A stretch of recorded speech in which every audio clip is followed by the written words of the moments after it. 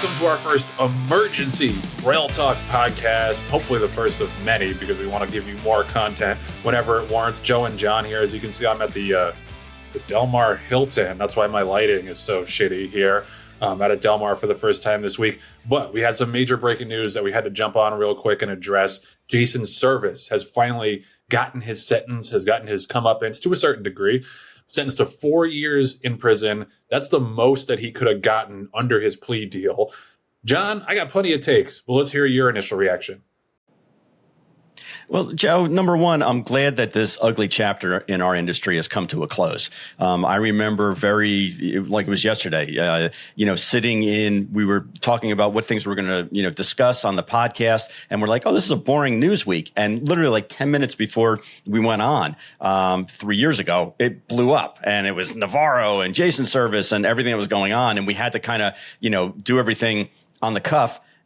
Which I think was, genuine and we had our real feelings. That being said, I'm glad this is done. I'm glad that the two main trainers, Jason Servis and Jorge Navarro, are going to be sitting for the next 4 and 5 years respectively in jail, which is great. It almost doesn't matter to me why they're in jail. You can say it should have been animal cruelty, should have been fixing races, all these things. But you know what? It doesn't matter. It's like, why did Capone go to jail? It wasn't because of all the alleged killings and everything like that. It was because, for tax evasion. It doesn't matter how they get in there, as long as they're in there for 4 years. The things that Joe, the thing that really stuck out to me, and as an owner, I'm going to say this, we as owners are very culpable. I mean, we have to pick the right kind of trainers.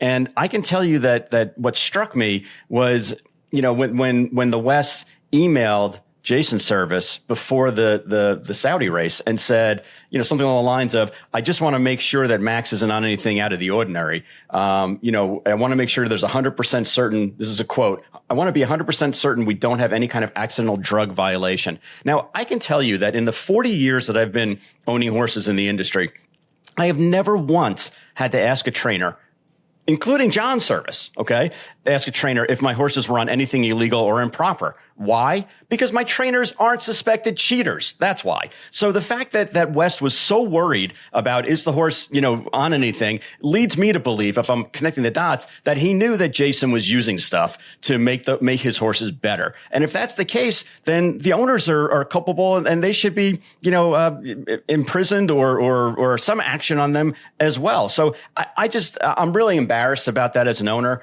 And before I let you get into it as well, the other thing I was embarrassed about is that there were 37 letters of support for Jason Servis, 37, according to the Blood Horse, 37 letters of support, some of them from horse owners, including Joe Mbezi and Dennis Drazen. Well, Dennis Drazen's a great attorney and also the chairman and CEO of Darby Development. And he wrote in his letter that it was, quote unquote, that noteworthy to consider that there was widespread use of SGF 1000 amongst trainers and vets in this country before New York put a warning out in September of 19. Yet no shit, there was widespread. As a matter of fact, at your home racetrack, it was very widespread. And I'll go into numbers later because I want you to be able to jump in. But it's like, oh, I didn't realize that because we win 1 out of every 3 races here, that my guys were using it. Is your defense going to be, well, everyone else was jumping off the bridge, therefore I should have jumped off the bridge? It just, as an owner, it embarrassed me. It absolutely embarrassed me the way that some of these guys just, just were so,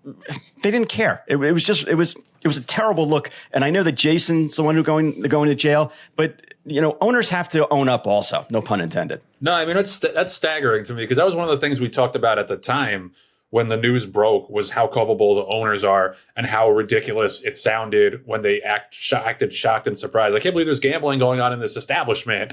At the time they're releasing all these appalled statements. So the fact that 3 years later, after all that's transpired since then, all the plea deals, all the uncovering of the evidence in this case, that there are still people defending him. I mean, that says a lot for some of the people who employed Jason Servis. I had a couple of takeaways from this. I mean, this sentence is why it was always insane that he was willing to take it to trial in the first place, because he could have gotten up to 25 years. And judging from the judge's remarks, she would have given him a lot more than 4 years. She said, and I quote here, Your counsel served you very well. She got an outstanding plea deal for you.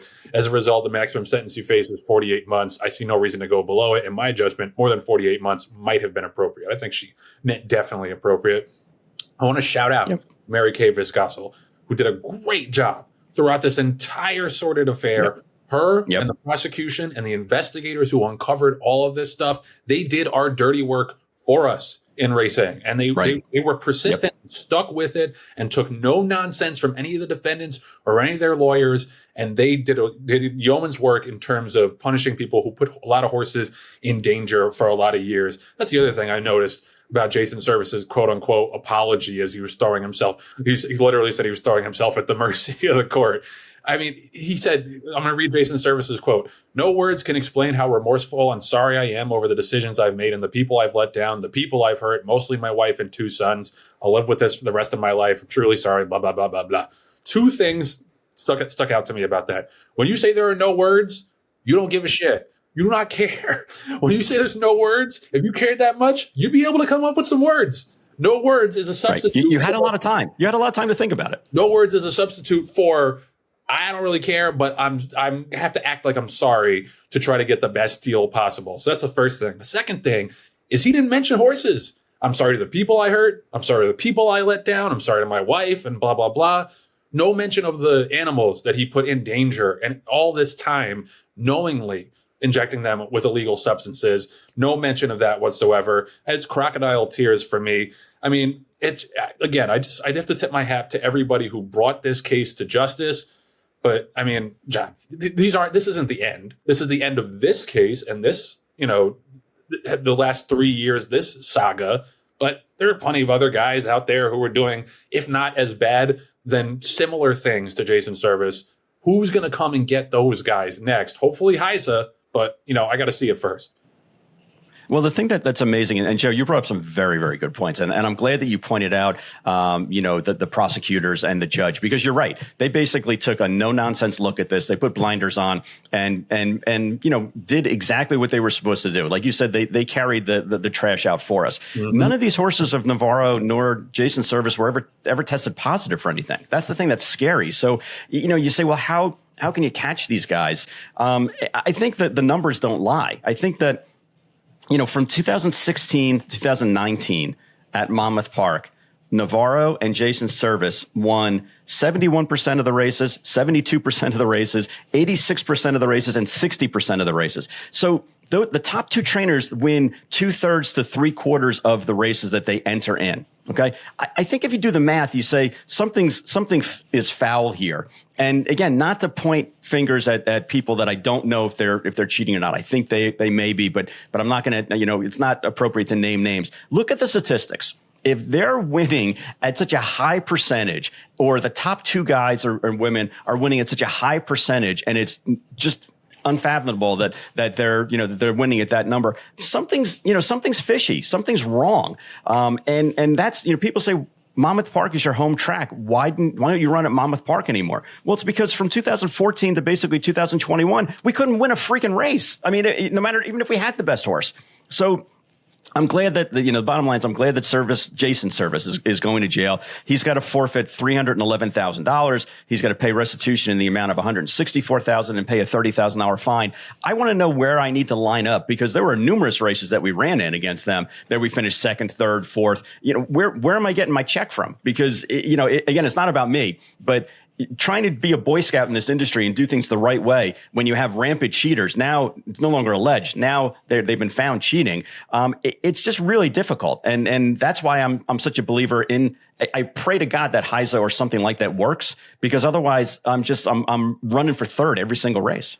Yeah. And the only thing that would make this more satisfying, is a longer sentence. But beyond that, is if the money that he had to give back went to Thoroughbred Aftercare or some kind of horse charity. Because like I said, I don't want to stray from that the people who were the actors that were most endangered in this sordid affair were the horses. And I'm not belittling your point, Jon, because he took a lot of money from a lot of people, but the horses were the ones who suffered and were in the most danger because of this. So if this could possibly be used for, increasing horse safety or adding to thoroughbred aftercare, which is, thankfully a growing thing in this industry, that would be the only thing that could make it better. As it is, it's good to get justice, and it's good that we finally put a bow on this entire thing, because like you said, I remember a little less than 3 years ago when this finally broke, and I was worried that it happened right around the time that the coronavirus started.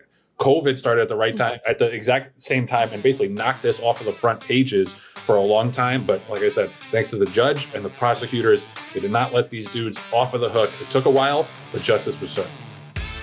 Thanks for tuning into this breaking news podcast. We're going to have more of these in the future, hopefully not about trainers being indicted or going to jail. Hopefully a little bit lighter breaking news, but shout out to you guys for tuning in. Thanks to Jon and Patty for jumping on real quick. And don't forget to watch episode 4 of Real Talk, which was just released earlier today with Frank Miramati. Had a really good time talking to him. It was a great, fruitful conversation to learn all about his highs and lows in racing. We had a lot of fun. So shout out to Frank. Go check that episode out, railtalkmedia.com. Don't forget to subscribe on YouTube, Apple Podcasts, and Spotify.